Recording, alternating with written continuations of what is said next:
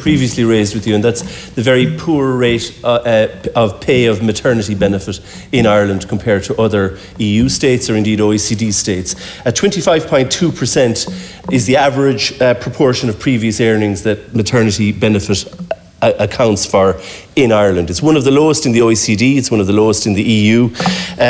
During the pandemic, you had people coming off pandemic payments of €330 and being reduced to 250 because they just had a child.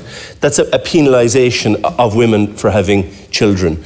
I note that there's a proposal coming to Cabinet soon to realign unemployment benefit with previous payments and with what people were being paid before they became unemployed. Will there be a similar alignment of maternity benefit with average pay? Because otherwise, people's requirement to pay mortgages go on. Most families many families are now two mortgage families, and it is a disincentive. Will that be addressed, or would you support it being addressed at the very least?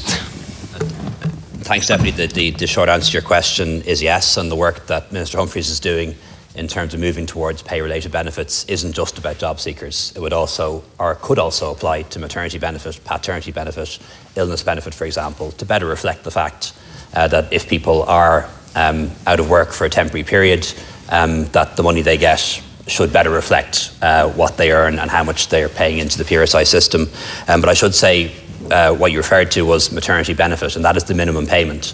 A lot of employers pay more, including the public sector and the state, and sometimes those international comparisons don't take into account the fact that our system is different, and very many employers top up maternity benefit and pay a lot more than that minimum amount.